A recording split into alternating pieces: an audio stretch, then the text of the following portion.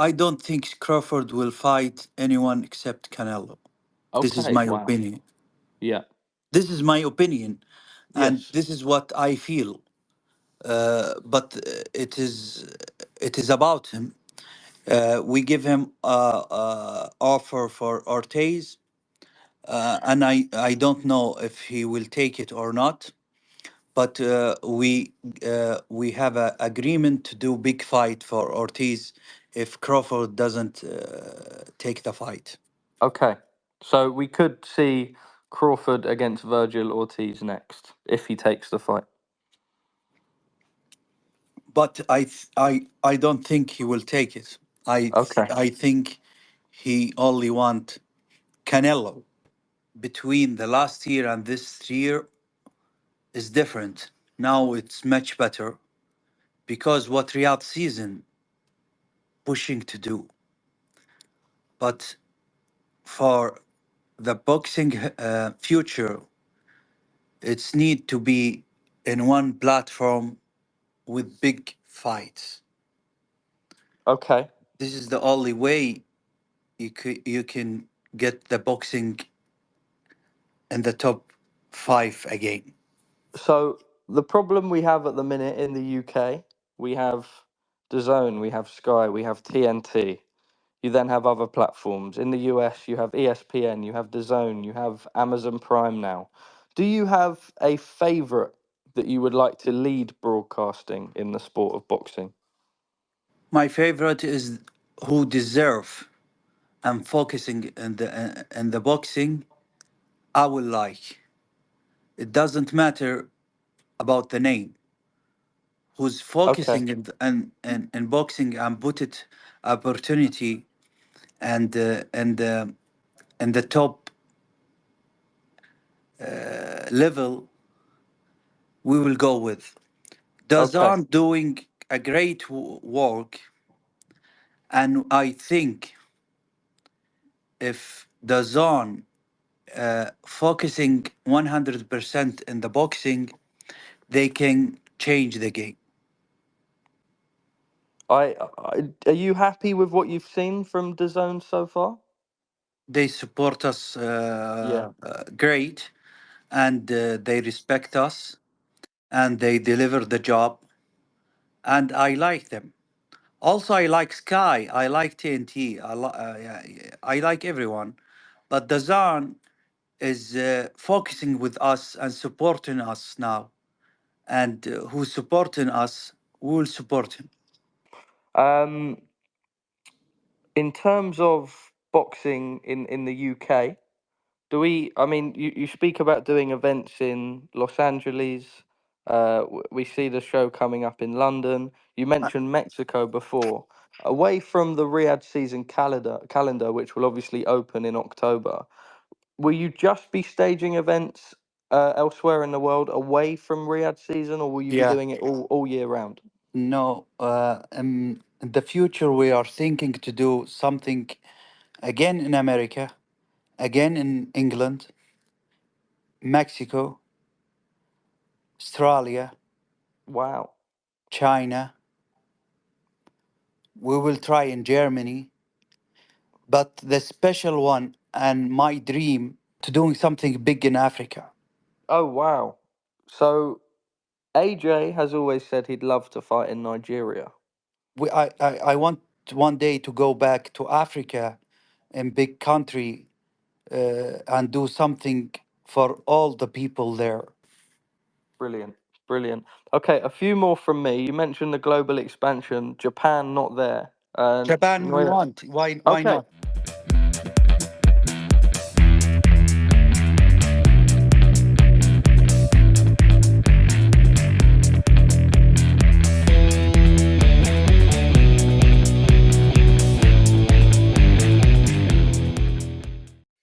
Lovely. Let's see what's been going on and happening in the last few days and talk about a few things. It's my opinion and thoughts, just like you got your opinions and thoughts or theories.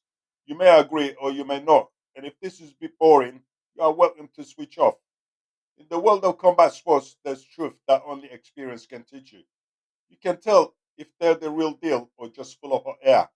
After years of fighting in the ring, brawling in the streets, working as a bouncer and debt collector, or even handling provocations on a fly, your instincts become razor sharp. You learn to separate the genuine threats from the loudmouths, the ones who bark but never bite, the roosters who make noise but never deliver. And over the years, you learn how to diffuse a serious situations. One of the things I want to talk about is the other day we saw David Haney's true colors in his immature mentality. What a coward. It reminds me of a pack of dogs or skinheads back in 60s and 70s. I'm sure if you are old enough, you will remember. Wearing their dog mountain boots and Ben Sherman short sleeve shirts with braces to hold their Levi jeans up and walking the streets looking for blacks or Pakistanis to beat up.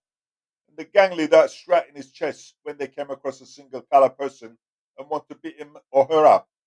The leader, knowing he's got his idiots behind him for a backup, will suddenly become deranged, brainless fag.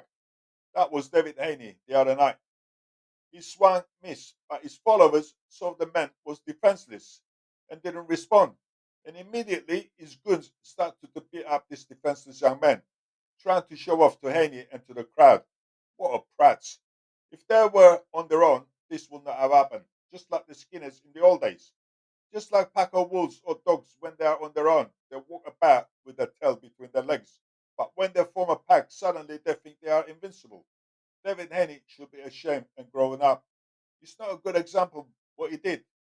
Even if the man said something, he should have just walked away or even told the goons to leave him alone. No, they had to put the boot in. As the Skinners used to say, go on, mate, put the boot in, let him have it. We all get criticized or sworn at sometimes in our lives. But to control yourself and to walk away doesn't mean it makes you a weak person. Okay, it might hurt your pride, but deep down, you know what you can and can't do. Made himself a look idiot. Anyway, let's get back to one of the main points that I want to make.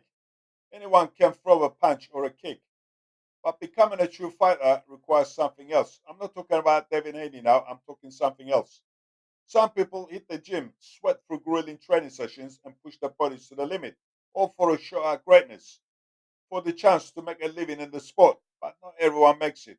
Some fall short because they don't have that extra edge. Others are sidelined by injuries. What really separates the contenders from the pretenders? Well, it's that killer instinct, the unyielding determination, the ability to push through pain when others will quit. Most people don't have these qualities, and that's why they fail.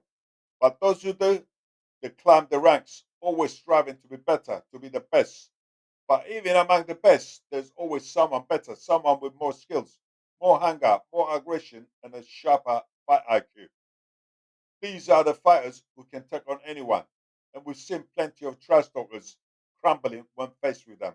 And that brings us to the next big fight on the horizon, Canelo Alvarez versus Edgar Berlanga. Berlanga's been running his mouth about Canelo trash talking, but let's be real.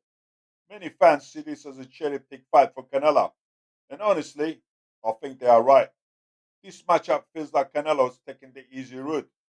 And Berlanga's trash talk, well, it reeks of desperation. It's all about hyping up a fight that might not sell as well as it should. Because I believe Turkey Al Sheikh has financed the UFC that's going to be on the same night. Can you imagine UFC on the same night? Deep down, Berlanga knows he's out of his league. He's barking like a dog with no bite, making noise like a rooster with nothing to back it up. And when the dust settles after Canelo's hand is raised, they'll probably hag it out because that's what this is really about selling tickets, putting on a show. Because Turkey Al Sheikh is trying to disrupt Canelo's fight. So, what's next for Canelo after he dispatches Berlanga? Maybe he'll take another easy fight, or maybe he'll consider his options and retire. Or you might be lured by the prospect of a big money showdown and be friendly with Turkey Al Sheikh, who's got big plans to make Saudi Arabia the new epicenter of boxing. Turkey's already hinted at bringing in Mexican fighters to dominate the global scene.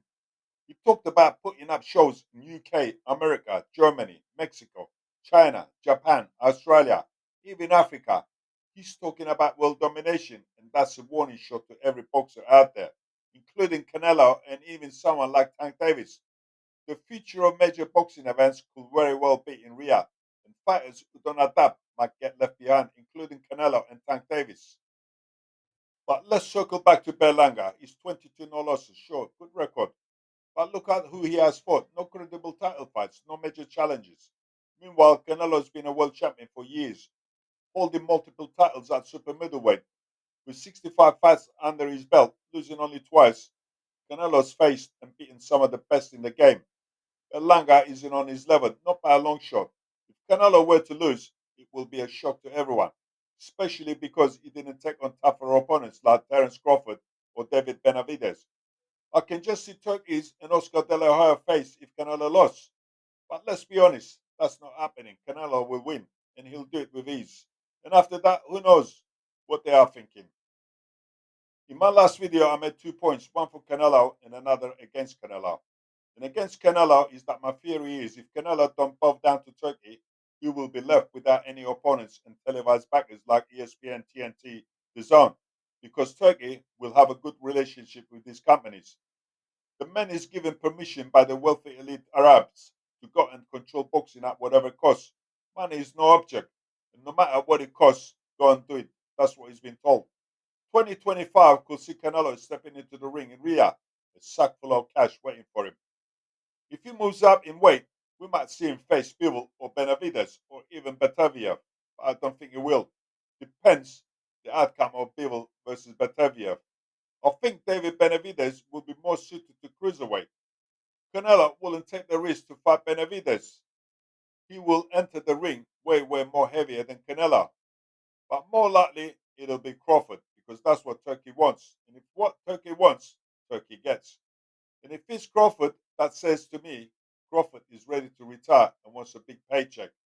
Doesn't mind losing to Canelo because no way Crawford will be able to beat Canelo at 157, let alone at 168. Even if Canelo comes down to 154, which would be odd for Canelo to come down to 154. But let's say he does. On the fight night, Canelo will still be too strong for Crawford. And Crawford didn't have a knockout punch to stop Israel Machimov, and he struggled. Even with Crawford's hand speed and combination punches, Canelo will absorb them and wear Crawford down and stop Crawford inside the distance or knock him out. And let's not kid ourselves, Crawford will dismantle Virgil Ortiz without breaking a sweat. I think if Crawford fights Virgil Ortiz, that again says to me that this is to make Crawford look even better to sell the fight with Canelo. That's if it does happen. Why would you want to go and take on the Canelo that is more superior and better puncher than you are and not Virgil Ortiz? It don't make sense, not unless you are ready to retire and you want a big paycheck. But now Crawford says he don't want Ortiz. He wants Canelo. See where I'm going with this? I reckon Crawford is ready to retire. That to me says 100% he wants to retire with a big paycheck and losing interest in boxing. The truth is, we don't know what does go behind the closed doors of Turkey Al-Sheikh office with promoters and managers. Most of the time, we the boxing fans speculate and guess. So that's how I see it. The hype, the talk, the strategies. It's all part of the game. But when the bell rings, it's the real fighters who stand tall. Let's see how it unfolds. Well, that's my opinion, folks, and theory. Thanks for watching.